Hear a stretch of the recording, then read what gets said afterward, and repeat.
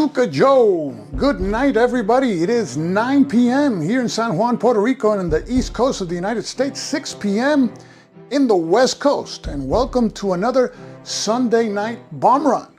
And I'm trying to do these every 2 weeks. The goal eventually is to do them every week. So I really appreciate you guys tuning in on a Sunday night. And today we have our usual game showcase. We're going to have a blast from the past, which I never say which game it is to keep it a surprise. And we're going to give away 2 games. And one is from GMT and one is from Compass. So it's not a magazine game or a CDG solo system or anything like that. They have their boxes. Okay, so let's see. We have 23 people. We got Harold Demi, New York Raider fan, OK Drifter, Deploribus Rex, Mark Russell, Eric from Eric's Table, and I couldn't go to Consim World Expo this year. My job, my work wouldn't allow it. It's the worst month of the year for me, for my job. Trent Turner. We also have Jeffrey Benedict, and we have Ian McGregor on the other side of the pond. It's 5 hours later over there. And we have also Farshad Niasi. Welcome. So before we go to the game showcase, I'm gonna just do a little channel update so you know what I'm up to. I will be receiving a group of prototypes, and what's curious is they're from everywhere but the United States. I'm gonna receive very soon a prototype of a war game of a publisher in Serbia, another war game of a publisher in Australia, and another one from Spain, and that's going to be a NAC war game, a new one that's coming out, and maybe one from Singapore. See, the Singapore is a lighter game, but it's based on history. So good evening, Stephen. Nice to see you. And we have Tim Korchnoi, also Bare Bones Wargaming. Nice to see you, Tim. So welcome, everybody. So the thing that is Serb standalone, no, it's not Serb standalone. No, it's a World War II era game, but we want to keep it a surprise, okay? And we have E4 Airman also. Okay, so these are games that are prototypes that I happily will do a video on, and I will showcase them here. And because the great thing about wargaming is it's a worldwide phenomenon now. It's not just the United States like it used to be in the past. So that's something that I'm looking forward to. And this particular bomb run format may suffer changes. It is a work in progress. So I want to eventually add a guest, maybe do another section which could be a live unboxing with a guest. I think live unboxings have a certain value because of the spontaneous character of the reaction. When you see a thin counter sheet, some people go berserk, right? So maybe we'll do one of those, but for now, today we got the game showcase, we got the blast from the past, the 2 giveaways, and I think that's what we have for today. So let's go to the game showcase. Now, for this particular game, I did an intro, and I just did a short video intro. So we'll go into the showcase with the intro video. So this is the intro video for 1979 Revolution in Iran.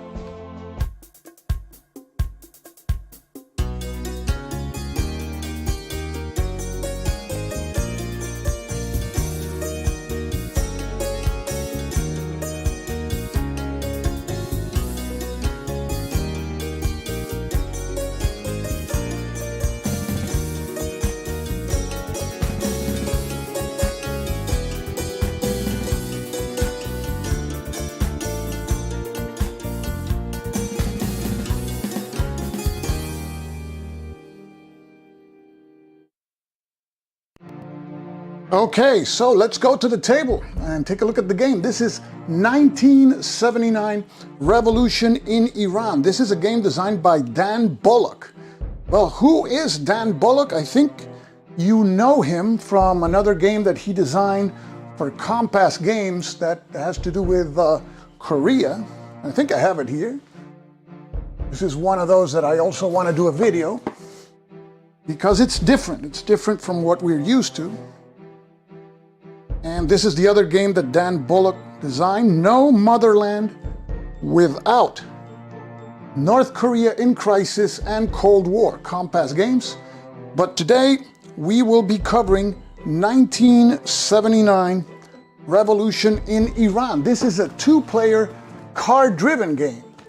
And it is a pretty unique card-driven game because it has certain mechanics that at least I haven't seen in a card-driven game. Now, as a caveat, I've read the rules, I've set up the game, I've looked at the examples. I haven't played the game yet, so I cannot give you, and I don't do reviews anyway, because I think to be fair to the game, I think you have to play the game repeatedly to do a fair review, and I don't have that luxury. But from the mechanics that I've seen, there are mechanics that are different in this game. Just to give you an example, the cards that we have in this game are these cards here. There's a early era deck and a late era deck, and well, you say, well, that's normal. We see games that have 8 early and late era deck, but the thing is how the cards get into the player's hands. It's normally in a card-driven game, you deal 6 cards and 6 cards to each player, and those are the cards that they use. Here, we deal 8 cards to each player. So let's say 2, 3, 4, 5, 6, 7, 8. 8 cards for the Royalist player. And we deal 8 cards to the Coalition player. I think I dealt 8 there. Let me see, 1, 2, 3, 4, 5, 6, 7, and 8. And now what happens is that, starting with the Royalist player looks at his cards, and you'll see here, there are cards that have this red banner and this red background in the action point, behind the action point number. And these are cards that have favorable events for the Coalition player. Cards with a white background have favorable events for the Royalist player. And there are certain cards with a green background which both players can trigger those events. So here, for example, the Royalist player receives each turn 8 cards, and what he does here is he selects one which he will keep. He drafts 1 card, and now the Coalition player does the same with the deck that was dealt to him. He'll keep, for example, this card, which has a favorable event to him. And now look what happens. Both players switch the deck of cards, and now the Royalist player picks a card that was from the deck that was originally given to the Coalition player. So he says, well, this is a 3 card with my event, so I'll pick this one. And now the Coalition player says, well, hey, here's a nice 3 card, my color, I'll select that one. And they keep on going, so each player will have 8 cards, but these cards are drafted. So what happens that each of the players gets to know what are the cards that are going to be played that turn. So it's something that you would say, well, doesn't that defeat the card-driven mechanic? Because part of the nature of a card game is you don't know what card the other player is going to play. Well, I would say yes, but I think that what the designer was pursuing with this is avoiding situations like in Twilight Struggle when in a turn you get a card of hands and it's all composed of events of the other player. And you know your turn is going to suck because you're going to be triggering events for the other player. And in this game, like Twilight Struggle, if I'm, for example, the Coalition player, I cannot play this card for the event because it's a royalist event. So I can play it for the action points. I perform the actions, and then the other player decides whether he will trigger the event. But the only thing I decide is if the event will be before or after the action points. So in that sense, it's like Twilight Struggle, but the event, the other player may say, no, let's not trigger the event. In Twilight Struggle, the event goes off anyway. So here we have the cards. The artwork looks fantastic. And I was doing the intro, and if you've seen my videos, I like to, in the intro, credit the game designer, the graphic artist, and I looked throughout all of the components of the game, and I couldn't find anybody but the designer, Dan Bullock. So I would like to know if he did all the artwork also, it'd be fantastic, but it just says designer Dan Bullock and nothing else. And we got Mo from Mo's Game Table. Nice to have you, Mo. And we have also Tim Charlesworth.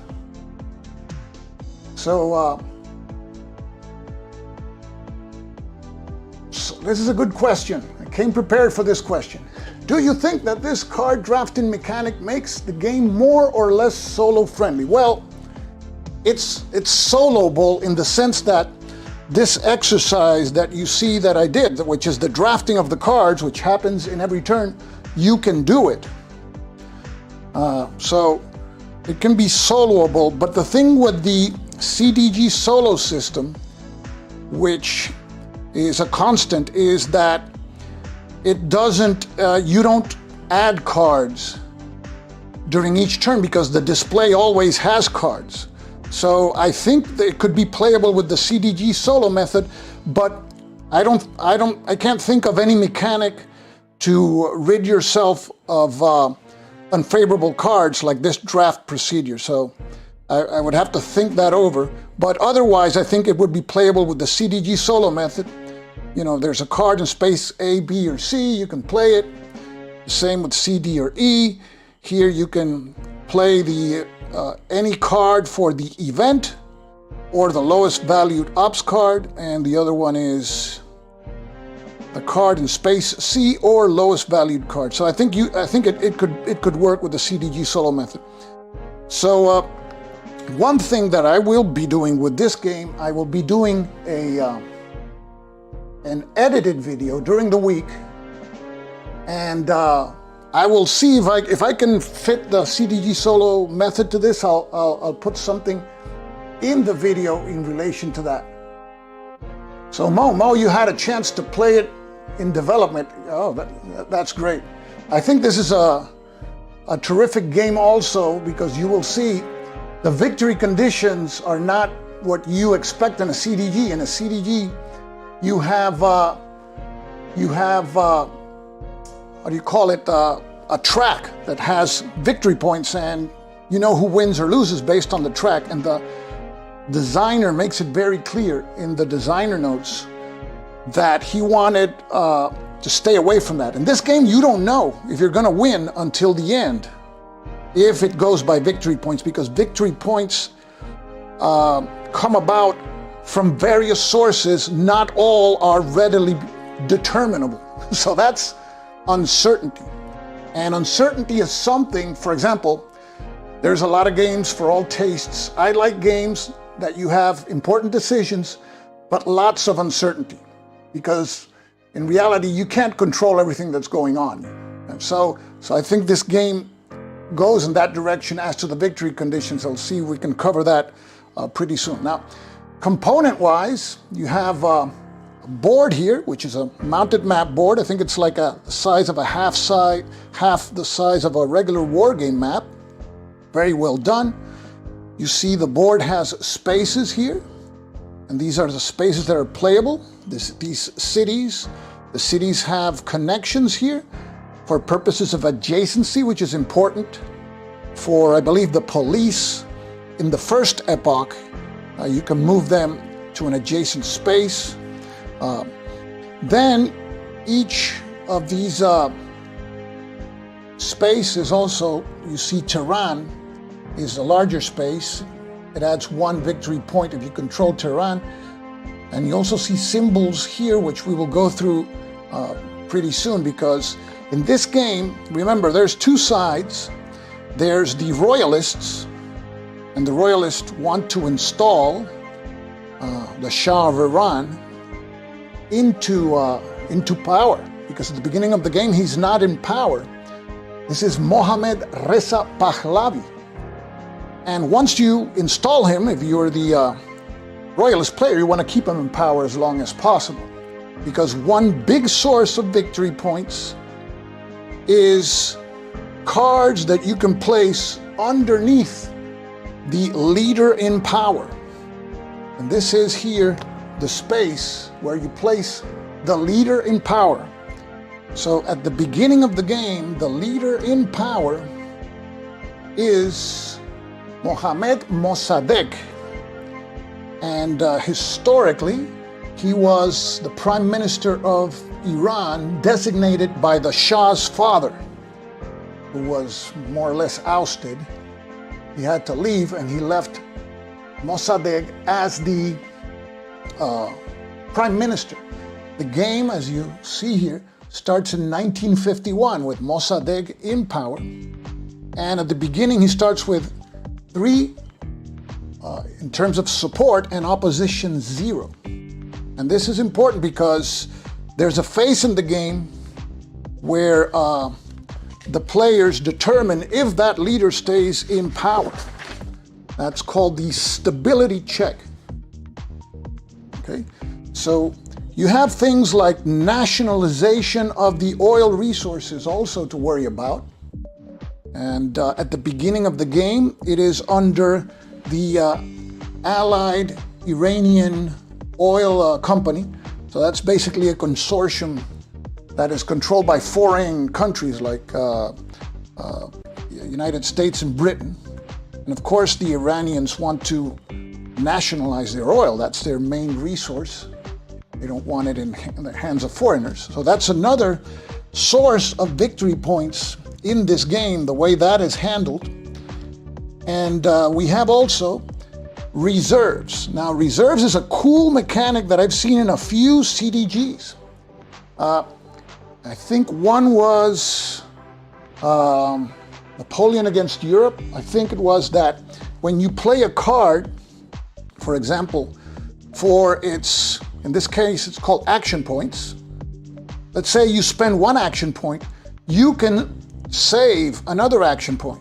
So let's say that the coalition player just in his turn plays this card, uses just 1 action point, so he can save in the reserves another action point. And what that does is that in another turn, when you need more action points, you have 2 and you need 3 for what you want to do, you burn one of these. So that's pretty cool because it mitigates the bad luck of having to burn large amounts of action points and then having no other action points. Then you have events that are active. You have spaces for coalition events and for royalist events there. Okay. And yes, we have giveaways are a nice touch. Oh yes, and let's, while we're at it, so that you guys can write the first keyword. Let's go through the first keyword here, because it's about time. So the first keyword is hashtag PQ-17. PQ-17. This is a game published by GMT. Here it is. This is a game designed by Chris Janiak. Janiak or Janiak? Here it is. This is a World War II game, and this one is in its shrink wrap. I think it's in a P500, and it's been there for years. So this is a game published in 2009. Okay. So this is a 2-player game, not solo friendly because it has blocks. It a lot of hidden information. So if you have a buddy that you play war games with, this may be a cool game to play with. Now, I always say, if you have this game and it's in good shape, right? Or you are not interested in this game, remember Jack Rady's words of wisdom. Don't be a schmuck. Don't be a schmuck if you're not interested in the game or you have it.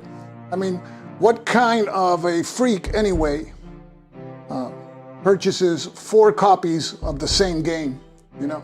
So you don't have to participate unless you want to, but I always encourage people, if you're interested in the game or you want to try it out, go ahead. So make sure you spell out the keyword correctly. You have to put that dash there. It's hashtag PQ-17. If you leave the dash out, you're participating in some other giveaway and not this one. So that's going to be our first giveaway tonight.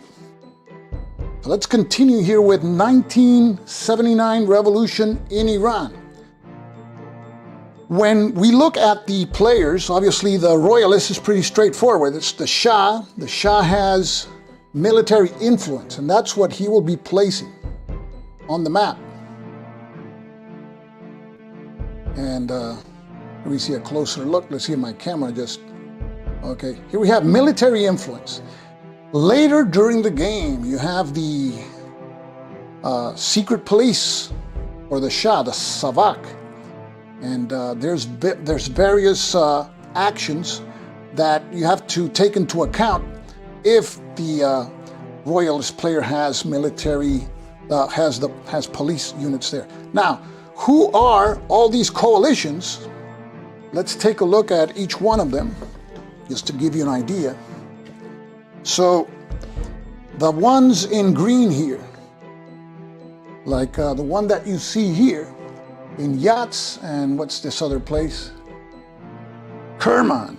These are influence points of the National Front. Now, one cool thing about this game also, which adds uncertainty, is that these are influence points, but they're not visible to the royalist player until there is some action to resolve in that space. And in some cases, they're not the same always. For example, this influence of the National Front has a value of 2. And this one over here also has a value of 2, but there are ones with value of 1 and value of 3. So it varies. Now, that's National Front influence. That's one of the members of the coalition. Then you have these in red here. These are the Tudeh party. These are mostly communists. And they also have, I think the Tudeh also have variable strengths there. Then you have the ones in orange here, which start the game in, I think, 2 cities. And those are the Bazari, and they represent the merchants. And I think all the Bazaris have 1 or 2, something like that. 2, most, I think they all have 2. So those are the ones that start on the map, and there's one more that starts on the map that later will become more influential. And these are the ulama, these are the clergy. This one has a strength of 3. Now, there are other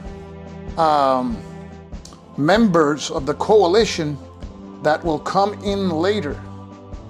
For example, through the play of cards, we're going to have the Toiler Party. Let's see if I can find them there. Toilers Party. Here we go. Oh, Toilers, yes, these are the Toilers. And we have also these. These are the Resurgence Party. And I think these are the only ones, no, these are, yes, the Resurgence Party. These come also in the second epoch. Okay. Now, like many CDGs, there's events in the game that have lasting effects. So we have here the event and activity tracker. This is to keep track of cards that are buried, which is the mechanic that I talked to you about, where you place a card underneath the leader in power. And at the end of the game, you score victory points based on those cards. So you want to have your leader in power for as many turns as possible, because that means you can bury a card, I think, per turn in there. So that's one good reason to have the leader in power. Now, this leader card is pretty involved, and there's a lot of information. The game rules are not very long. I think they're like 12 pages, and it's a small book. But there's a lot going on in the text here. For example, here you see Mohammad Mossadegh described as an incorruptible populist. See, each coalition event buried under this leader is worth one more victory point than its value. So if he buries this card, well, he wouldn't bury that card. Let's say he buries a card that is a white card, right? Because that's what we want to use him for. So if he buries this card, then it's going to be worth 2 victory points, one more than its value. But in addition, he has also dwindling oil revenue characteristic at the end of each turn. Support is reduced by 1 if Tudeh and National Front, that is green and red, influence is less than all other influence combined. And then he has another penalty here. To trigger a coalition event played by the royalist player. If the other player plays a card with a coalition event, in order for the coalition player to trigger it while he has Mossadegh in power, you have to remove a National Front, a green influence, or a red influence. So I think it's an elegant way of denoting his dwindling power. And then you have late era effects here. You remove him automatically at the start of turn 4 and place the next leader here, which is Mohammad Reza Pahlavi, the Shah of Iran. And you see here his characteristics. The royalist player can now perform establish estates activity for 3 action points, 1 per turn. That's another mechanic by which the royalist player in turn now it's another way of burying cards for the end of the game by placing them here in the royal estates space. So in addition to underneath his card. So that's a mechanic that is referred there. So we have the Shah would come next, and during a particular phase which is called I think it's conflict, we resolve whether each leader stays in power. If he is ousted, then we would have the Ayatollah coming in. Now there is also Ahmad Kavan. Not sure how he comes into play. I'm not sure if it's with an event card. But when this leader card replaces either the Shah or Barsagan in the active leader box, the game ends immediately. Okay, so that's one way the game ends, with Khomeini. So there's a lot of events in the event cards. We've been already half an hour and I haven't described a bunch of rules. So what we will do, I'll just show you the cards. Here we see it's a lot of history distilled here. These cards that have a flag, they last. They're placed here in the active event box and they have lasting effects. Some of those cards may go to the another box there, the CIA M16 event box. So that's where we place these cards. So the components, I think they're terrific. I like what I've read in the rules. I'll be doing a video on the game. And at least, at the minimum, I'll be going, there's an extended example of play in the rule book. The game brings one rule book, which is this, and And you see it's a small rule book, but it's well illustrated. And it has examples for each way that each of the players can, the coalition activities: place influence, oil strike. The coalition wants to declare oil strikes. Here you have an example, and I'll be showing that in the video. They can also do labor strikes, invest in reserves, which we showed that, guerrilla strikes. There's guerrillas also, which are the red discs that I show you, mass demonstrations. And you have also the activities by the royalist player: place military influence, invest in reserves, mobilize, purge documents. That is, the event cards that are in the CIA M16 box may be removed, because those penalize the royalist player at the end of the game if they're still there. Establish estates, remove guerrillas, place the secret police, the SAVAK, and arrest dissidents. And we have examples of all that. So the good thing about this rulebook is that we make a video of these examples. So if you're interested in getting the game, you can refer also to the video. And then there's a late era. And it kicks in turn 4.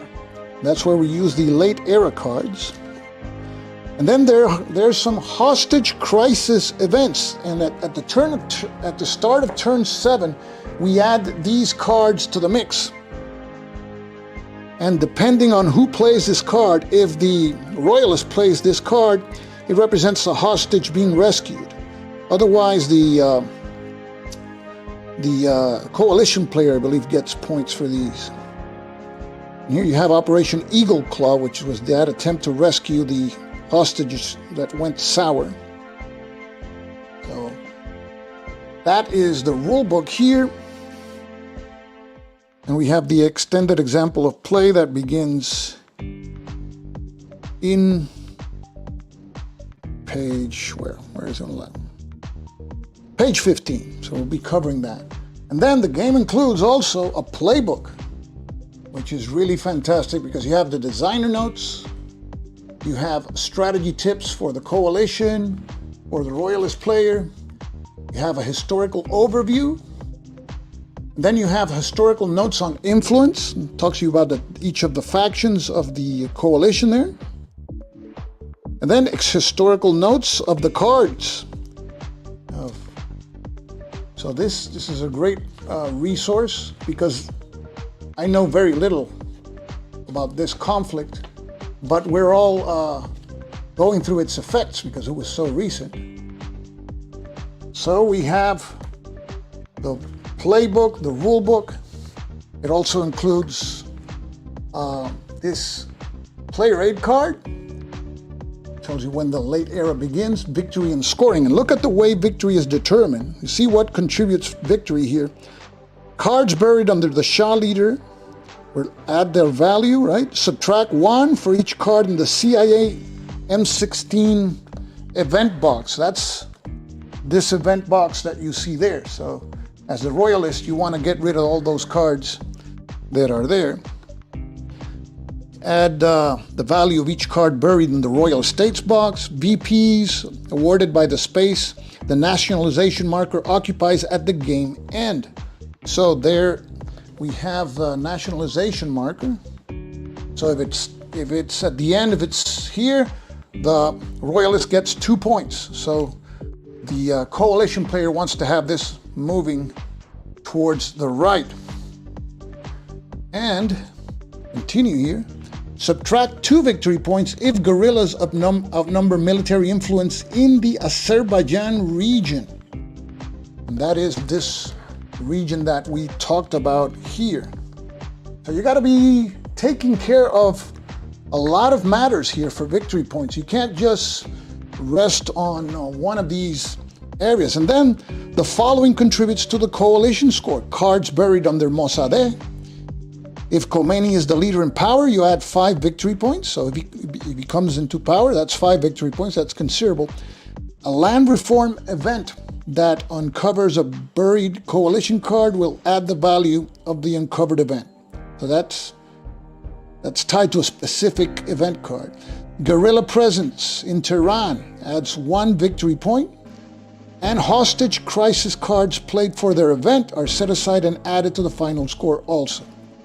So that's how each side gets victory points.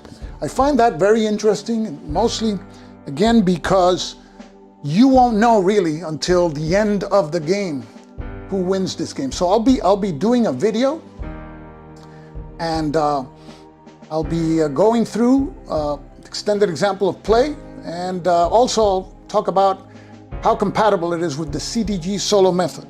So let's go to the first raffle of the night.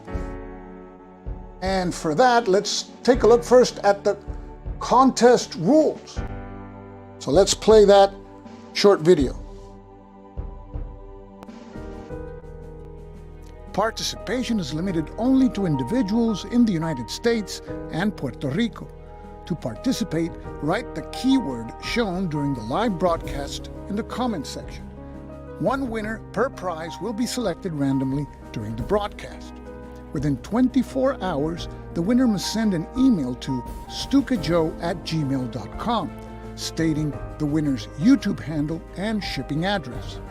An email with a verification code will be sent to the winner, and the winner must enter the verification code in the comments section of the giveaway video.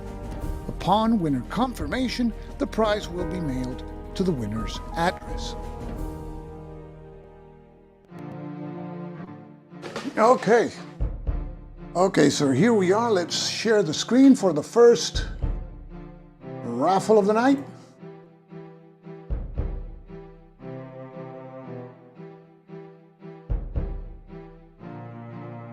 Okay, so here we got PQ17 is going to be raffled. So where is it? Let's put it right here for a second.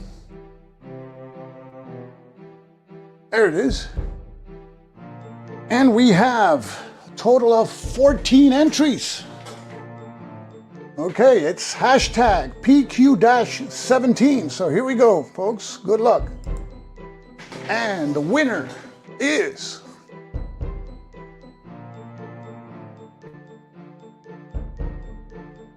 Nerd Workshop. Congratulations. So, Nerd Workshop, send me an email to stukajoe@gmail.com, and within 24 hours with your handle, Nerd Workshop, and your shipping address, and I'll be sending you a confirmation code.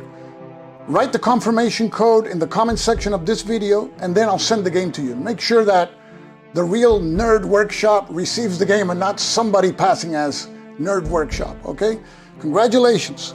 So a copy of this game will be on your way. So that's PQ17. Okay, so now we'll say goodbye to 1979. Revolution in Iran. I'm looking forward to doing a video on this game because I find it a really interesting approach. And so now we go to a blast from the past. We got 29 people. We've been going for 42 minutes, so we're on track for that hour. And a blast from the past is always a secret. So now I'm going to play the intro for a blast from the past while I switch games. Move this one away and put the other one in. So hopefully I'll do it in time. So let's play the intro for a blast from the past. I'll be right with you guys.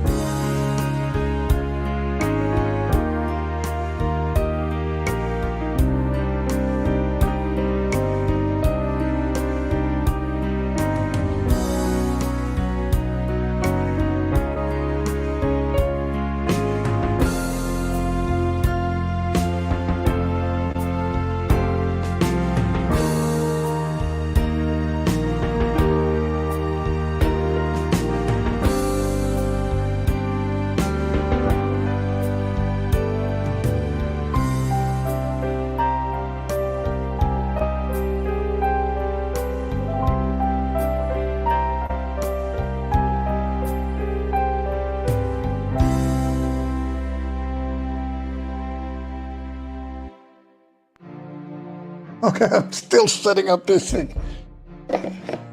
Make sure the box doesn't fall off. Okay, so here's the game, the blast from the past. Today is Caesar, epic battle of Alesia, and the box wants to fall on top here. So I'm going to remove the box, but first let's take a look at the box. I've always liked this box cover. This is an Avalon Hill game from 78. Came in these really thin, flat boxes. And it brings this 3-panel map, which is pretty big, which I'll be showing to you. So this is Caesar at Alesia. And here we have the game set up. Let's take a look at what year is this? 1976. And the designer, see if it, you know how tough it is to find the credits in these books because they never put them at the end or at the beginning. Oh, here it is. Let's take a look at the credits. And we have them here. So the designer, Robert Bradley, Dr. Robert Bradley, Donald Greenwood, developer. And you have artwork there by various people and play testers. So this is Avalon Hill 1976. This is a game that I've enjoyed every time that I've played. And let me take out the banner just a second.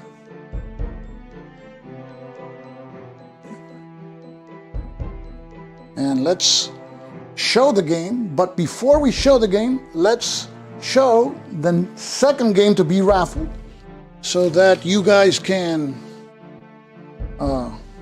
also participate. Now this game doesn't have shrink wrap, but it's unpunched. So let's place the game somewhere where it will not destroy Caesar at Alesia. And this is the next game to be raffled is Combat. This is a game published in 2019 by Compass. So here the keyword is #combat, but you gotta place the exclamation mark. If you just write combat, you're participating in some other raffle, not this one. So it's #combat, exclamation mark. And we'll be giving away this game. Maybe we can even unbox it because it doesn't have the shrink wrap. It is unpunched. So it's brand new. It's and Compass is coming, I think, with a second print of this game. And they're coming up with volume 2. So you may be on time to jump aboard. So #combat, exclamation mark. So let's continue with the blast from the past. And so here we see the map for Caesar at Alesia. And this is one of the most interesting situations in history, actually.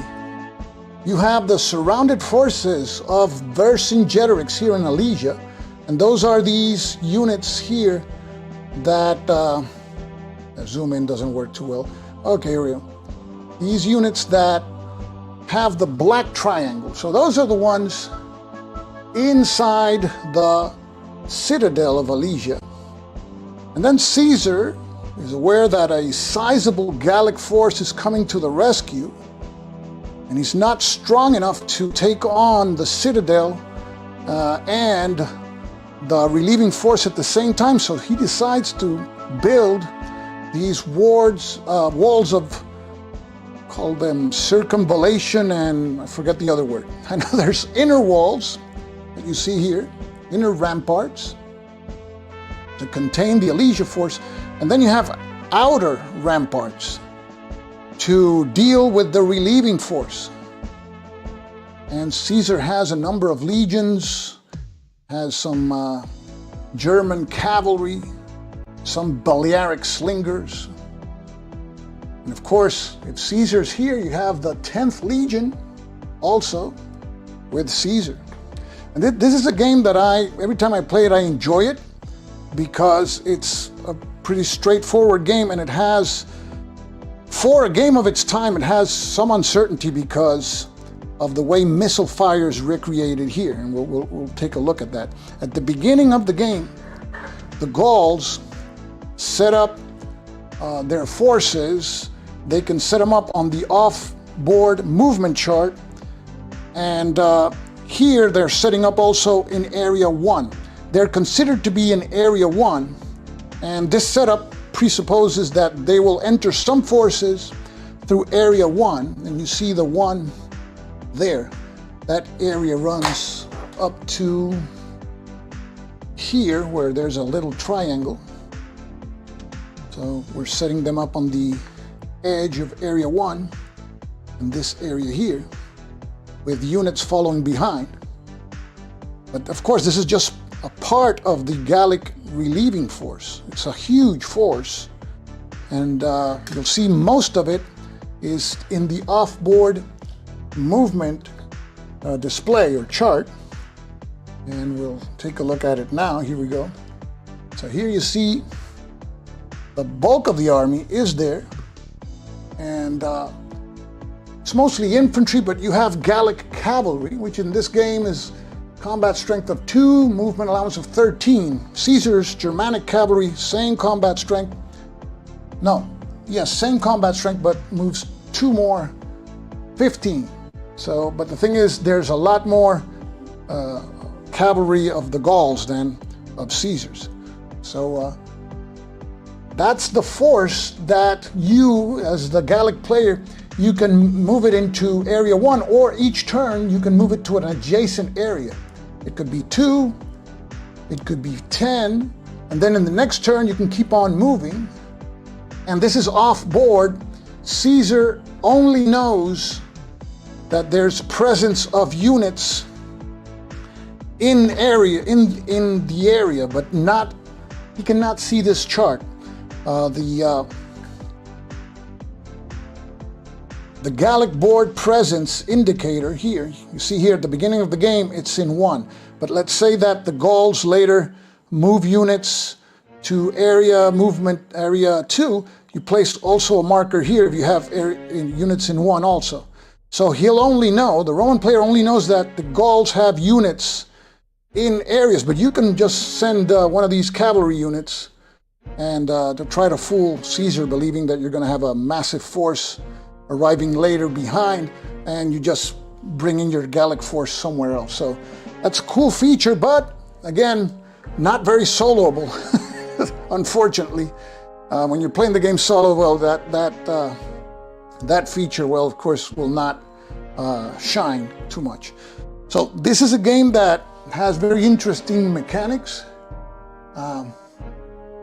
and mostly deal with the way that combat is reflected. It's an old Avalon Hill game. You have to attack mandatorily units that are in your zone of control, so you're going to have soak-off attacks. But while the Gauls are moving, these towers here can fire, and towers have a range of up to 3 hexes. You can fire the unit that moves into tertiary range, and if the unit doesn't take a hit and moves into secondary range, you can fire it again. You can fire once at each unit that is moving into tertiary, secondary, or primary range. And then you see these things here.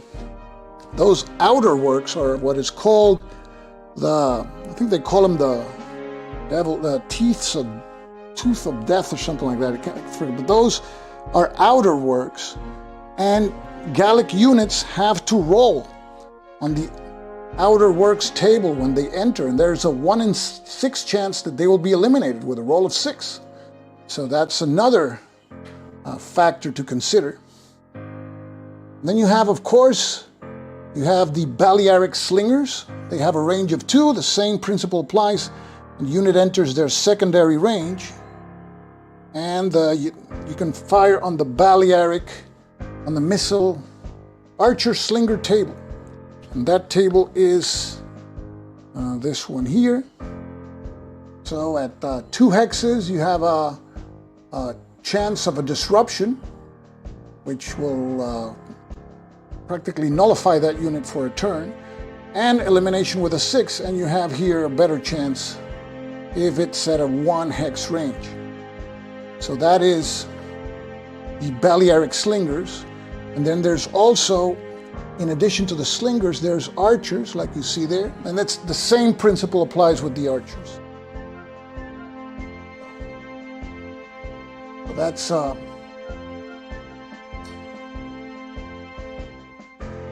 that's basically the combat there, how you resolve combat. The game has 2 assault periods. So when turn 12 elapses, then the Gallic units, they leave the board through the closest zone. You place them back there again.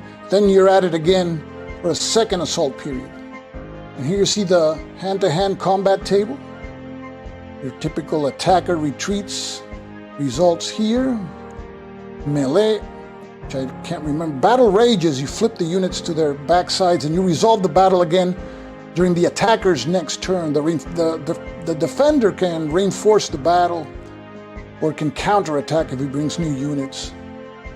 Here you see the odds. Now the Romans have a huge advantage in this game. If they attack at 2-to-1 odds, surrounding with zones of control a Gallic unit, it is automatically eliminated. So that's what you're trying to do as the Romans. But the Gauls, of course, you're going to have masses and masses of Gauls coming at you. So that's going to be hard to surround them. But just the fortifications are really a treat to try to figure out how to surpass them. You have Mount Rhea here, which is outside, but it's some hills there, elevated terrain. You have Devil's Garden here. You have the river running here. You always have to keep an eye on the forces inside Alesia. How do the Gauls win? Very simple. If Vercingetorix, what you see there with the horned cap, if you as the Gallic player, have him exit the map board, you win. And if he comes in contact with any Roman unit adjacent, any Roman unit, he is eliminated. I guess that signifies he's captured. Historically, he was captured and then paraded in Rome and later executed. So that's how the Roman player wins. The Roman player has here Julius Caesar, and the Caesar counter has the effect of any units that he stacked with and attack. You can re-roll twice and accept the most favorable result. In addition, the Romans have Labienus, which was his trusted right-hand man here.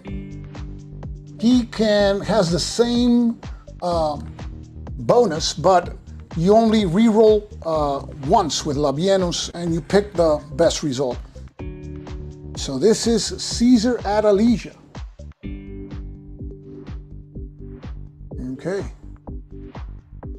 Oh, wrong view, I'm sorry. I'm showing it. This is the problem with this freezing box. Okay, this is the ramparts that I was talking about. You got Mount Rhea up here. Okay. And here you have more. The inner wall here defended by the Romans, outer walls. And how do you win? You got to exit this guy, Vercingetorix, off the map, which is easier said than done because the Romans are also very speedy. They have movement allowances of 8 compared to 6 for the Gauls. So you have to exit him from one of the edges of the map. And there's fortifications all around. It's a large map. For the time this game was printed, I think this was one of the largest maps that Avalon Hill published at the time. I mean, now it's nothing, but it used to be a very large game. And I guess nowadays this game, if it were published with paper maps, you could do the counters 5/8 of an inch. Still be manageable, I suppose. No space for tables on the map, but it plays really fast and it's brutal. The Gauls are going to lose a lot of units, and they may win. I've seen Gauls win and lose. So it's a pretty tight run thing here. The Romans have cavalry units, seal the gaps. I just placed them in groups of 3, like emergency troops. So that's Caesar at Alesia.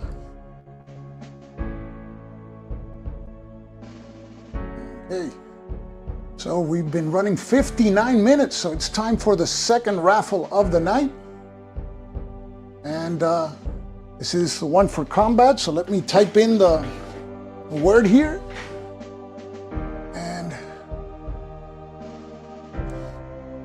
we'll be right on our way now.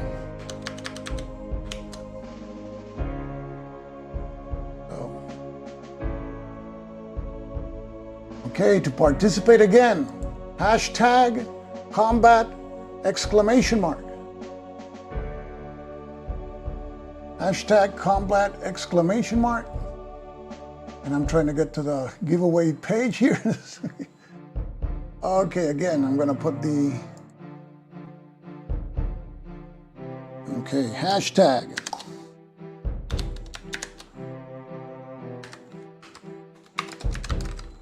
Combat exclamation mark. Start collecting comments. We have 16 entries. Okay, let's get the game here. Let's place it in sight here.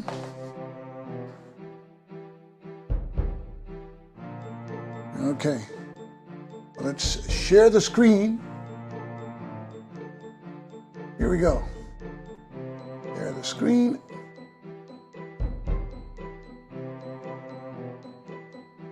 Okay. Hashtag combat exclamation mark. 16 entries. And good luck. Here we go, guys.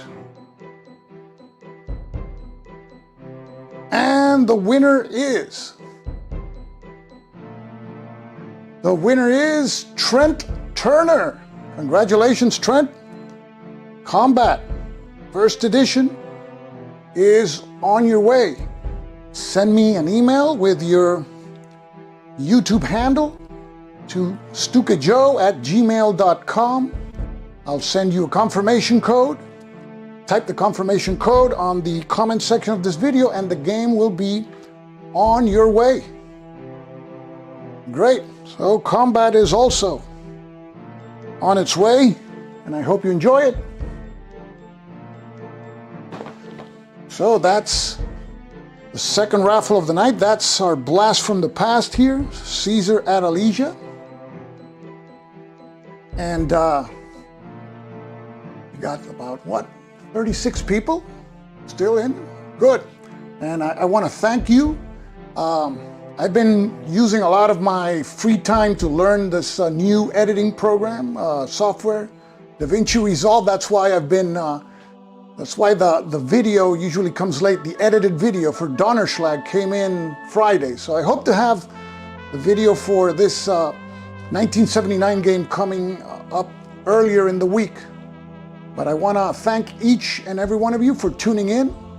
And we hope to add some more sections to this, unboxing with a guest, something like that. We're going to keep on giving away games as long as I can.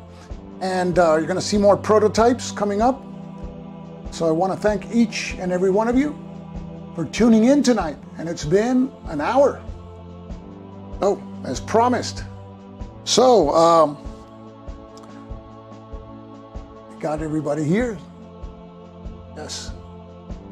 Thanks to all of you. And so I'll leave you like I always say. I'm looking for the button here. I'm still not used to this thing.